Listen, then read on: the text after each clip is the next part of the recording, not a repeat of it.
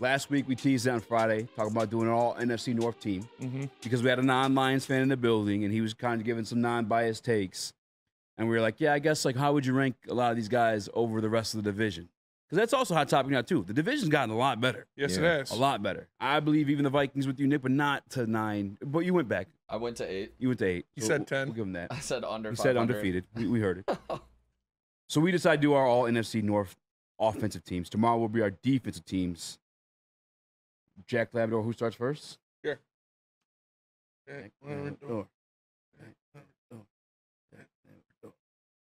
What the fuck is that? I'm going first. Right, Hey! All right, Have you Doug. seen the video of the guy running around pump faking like he had a gun? No, that's horrible. Why would you do that? Bro, he deserves to get shot. That's fucked up to do to people. That shit's so funny. That's a dangerous game to play. All right, Chris.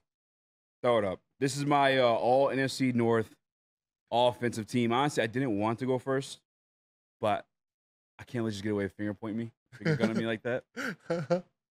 What? At quarterback. You put Christian Darrisaw, man. I put Christian Darrisaw, but I got Penei at right tackle. Because technically right now, Penei's still at right tackle. Yeah. Penei's the best tackle in football. Just plain and simple. I ain't gonna lie. I right. struggle with Christian Darrisaw, too. I was wondering whether I should put him in or not. Where'd you end up putting him? No, I didn't. You didn't? My whole offensive line is the Lions' offensive line. Okay. Ooh. Oh, yeah, we talked about that. Yeah. Honestly, I'm not mad at that because They're the best offensive line in football. we have 5 members of the offensive line.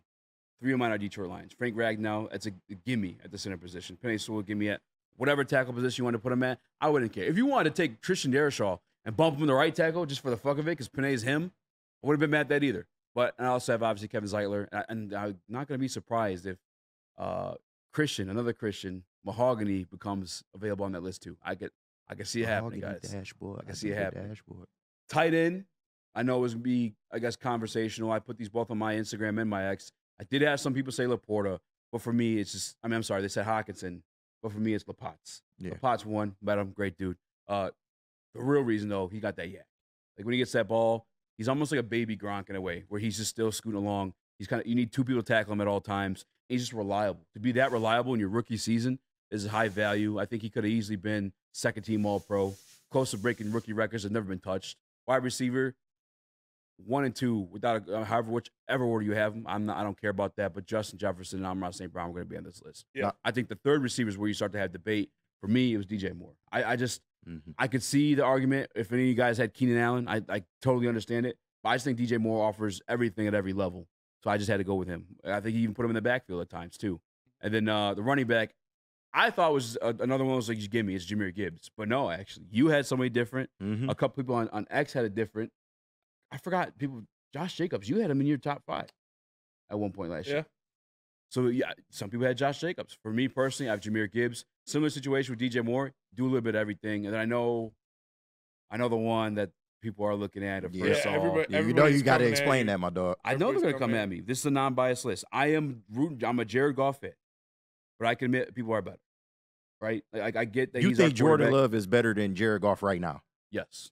You crazy. Yes, I think if you give Jordan Love the same situation that you're giving Jared Goff, Jordan Love will produce just as much on top of extending plays. I love that. Between the two of them, Jordan Love had more touchdowns, less interceptions. You want to throw in fumbles in there too? Okay, Jordan Love had less turnovers as a whole than Jared Goff. Also more touchdowns than Jared Goff. Also didn't have the running game to help him out there that Jared Goff had. Also didn't have the same offensive line that Jared Goff had. He did literally produce more with less turnovers. And got bounced in the second round. With less than Jared Goff.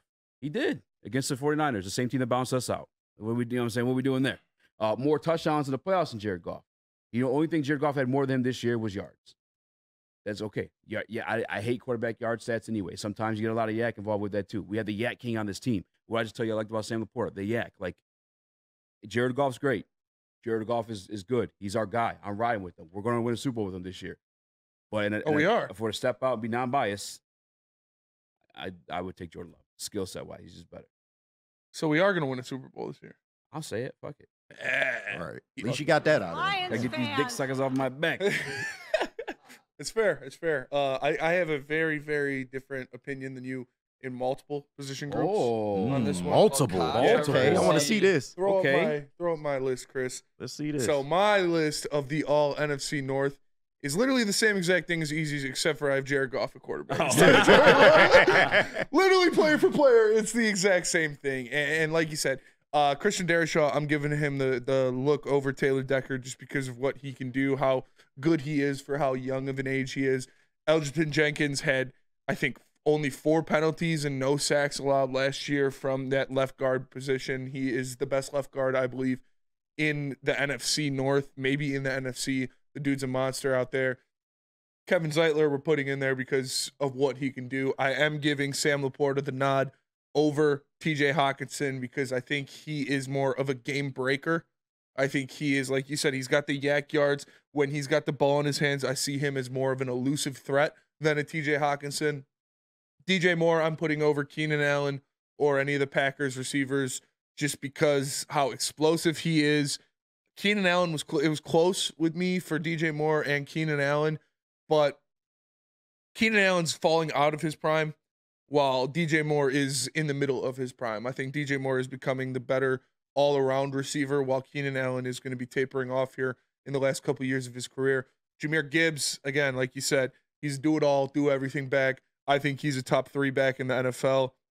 I think he is the most explosive running back in the NFL by the numbers, had more 20-yard plus touches than any other running back in the NFL. He is a freak of nature when you get him in space. He was sharing a backfield with another 1,000-yard rusher, which is why that he wasn't putting up 1,600 rushing yards like other guys out there. So if you give Jahmyr Gibbs a workload like other guys are seeing, he's going to be putting up nasty, nasty numbers. So I think he's the best back. And then I'm going with Jared Goff. We had this discussion before, but I need to see it again out of Jordan Love before I'm going to say he's better than Goff. We've seen Goff do this multiple times, multiple years, in multiple different situations. And I know the situations have always been good with guys like Sean McVay and Ben Johnson calling his plays and good pieces around him. But it's not like Jordan Love's out there playing with a bunch of bums. Right. Jordan Love's playing with a great play caller and play designer in Matt LaFleur. He's got 4 fantastic receivers. Those are all, I can't call them fantastic receivers because the same way you're saying you got to wait to see what Jordan Love is, half those guys are rookies and or second-year players. Yeah, but what do you always say about wide receiver in the NFL? That is a spot where you hit the ground running. That is a spot that translates very easily when you're a high-talent wide receiver in college to being a high-talent wide receiver in the NFL. I like those guys a lot. I think the 4 Packers wide receivers are better than the 4 Lions wide receivers. Wow. When you line them up and stack them down 1 through 4. No way. Yeah. Obviously, if you look at our top 2 is better. That And would our make top, us our better top, by far. our Better top, than our top Amon-Ra. 1 is better. That's but, another thing, too, is like he spreads the ball. Amon-Ra Although is does too. up there, and he weighs it over a lot because Amon-Ra is disgustingly better than anybody else on the Packers. But 1 through 4, I think the Packers wide receiver core is deeper than 1 through 4 for the Detroit Lions. See, I don't necessarily see it as that way more than I see this kid, Jordan Love, spreading the love, like spreading the ball. And part of that could be play calling too. But I just think he throws it to the open man. He extends those plays and just gets the ball out to whoever it may be. I think that's why you see, as a fantasy player, any guys in the chat that played fantasy, you know it's kind of tough every week. You didn't know which receivers going to go off for the Green Bay Packers. Jared Goff does the same exact thing. Well, no, because you know Amon-Ra St. Brown going to get his every single week. Yeah, but you don't know if Josh Reynolds is going to get 4 catches for 70 yards or if Jameson Williams is going to get a couple catches for 70 yards and a touchdown. Every single week. Because Amon-Ra St. Brown is blatantly the best receiver out of all of them. Talking? You interrupted me when I was explaining my list.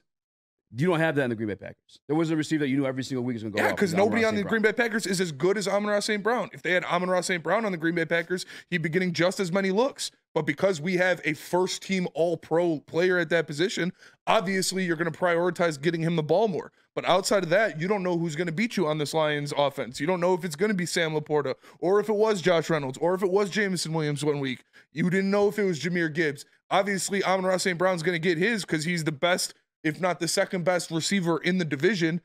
He's a first-team all-pro player, so you're not going to not throw him the ball.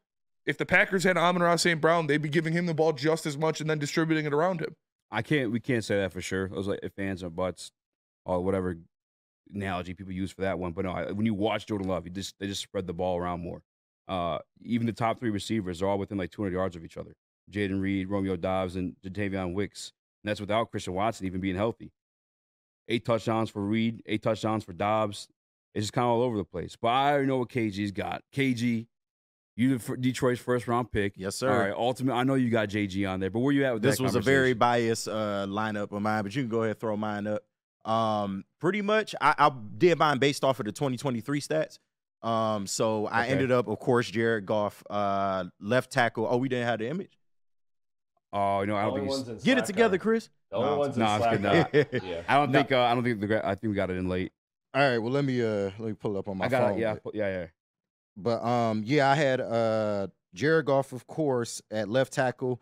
I struggled with Taylor Decker because I wanted to put or Derek Shaw there, but Taylor Decker, he had maybe 2 more sacks than him, but they had the same amount of penalties. So to me, Taylor Decker is the better of the tackles, even though he had 2 more penalties. The rest of the offensive line, a lot of the offensive lines in the NFC North are still relatively young. So I tried to just stay with the more experienced O-line. But at tight end, you got Sam Laporta, best rookie tight end season ever, really, especially in the modern day.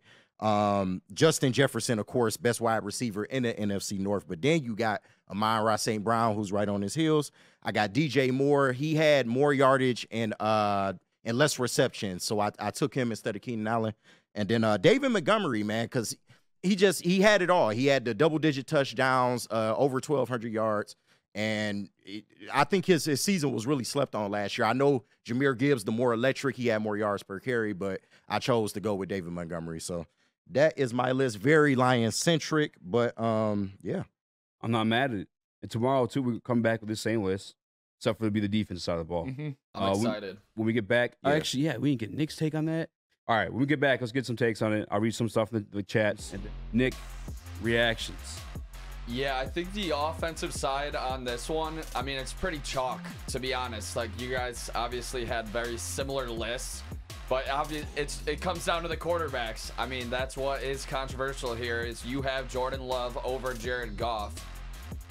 I'm still at the point we got to see it for the second year. Yeah, out of Jordan Love, I think he does have an extremely high upside, but I do want to see it another year for Jordan Love.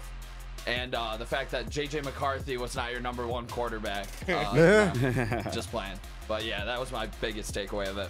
I already know the chat's good. I'm going to start reading them, but I already know it's going to be a lot of pro-golf stuff. Ed O'Neill, just go and root for another team. What else we got here? Jared Goff doesn't get injured by trying to run like a running back. It's a Cartier. I commented to Just a Fan, said I try to take the bias out when doing my analyst. He says, nobody else does. You're the only smart one, ... What about Dion?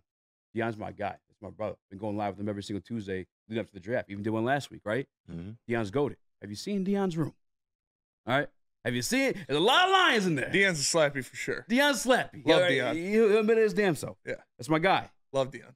A mobile quarterback gets a lot of praise, says Shift God. Cartier brings up Anthony Richardson getting hurt. Jordan Love's not Anthony Richardson, so I don't know how that one comes in. But, yeah, Booner, I did put Love over Goff in my all NFC North offense. And by the numbers, less turnovers, more touchdowns. That's including on your feet and throwing.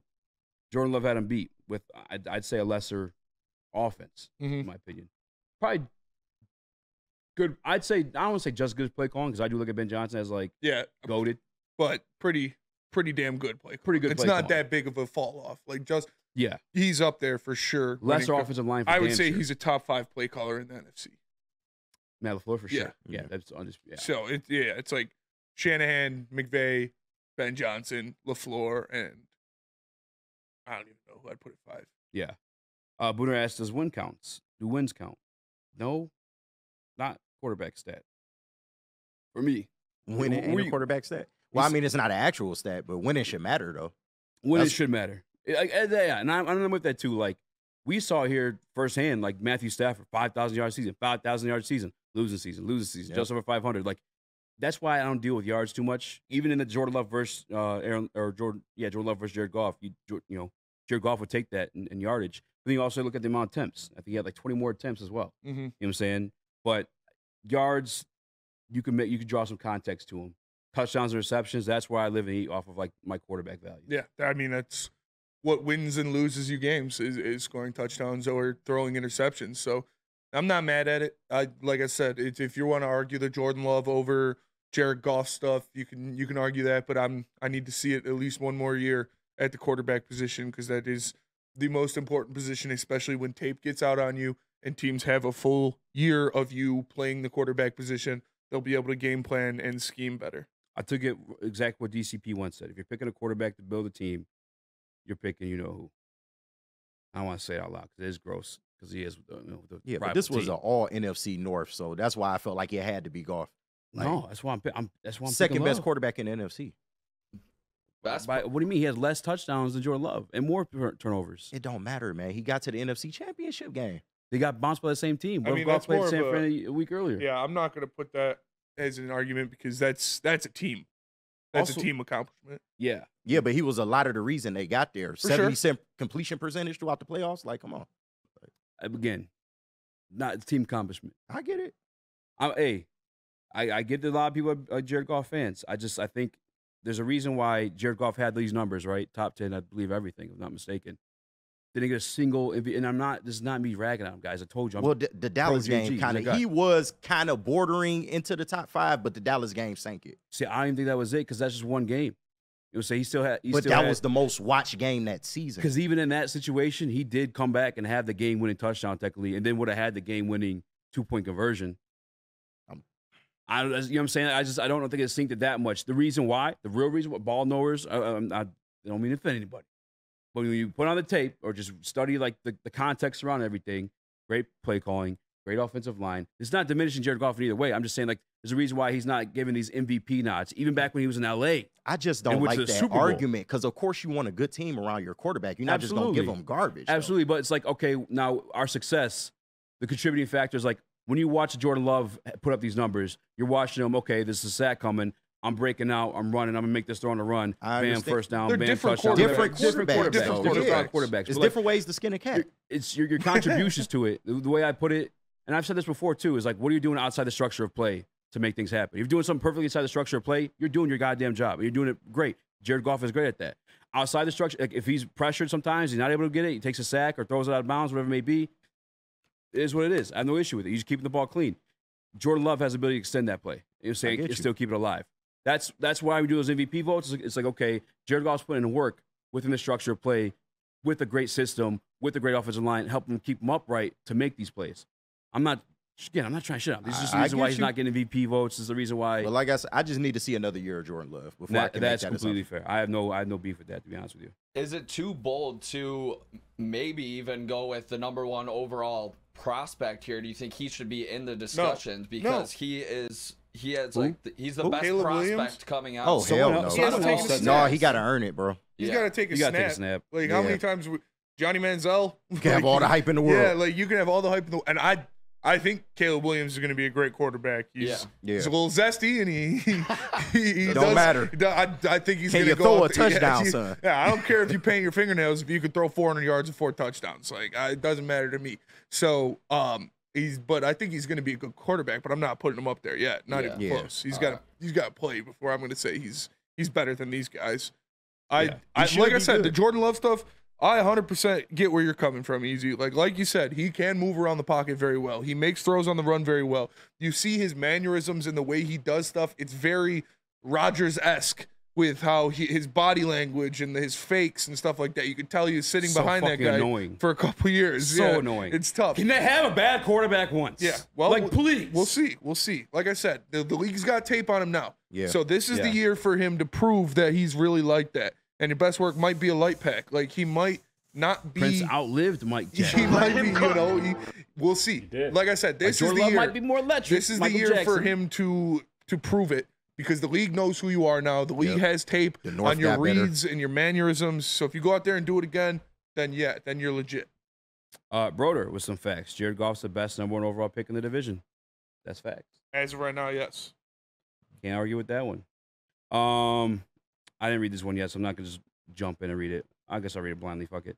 Okay, here's my question for Easy. With the Lions' current roster, if they play any team, nor KC, in the Super Bowl, can they win it with Goff, or is Goff breaking point for you?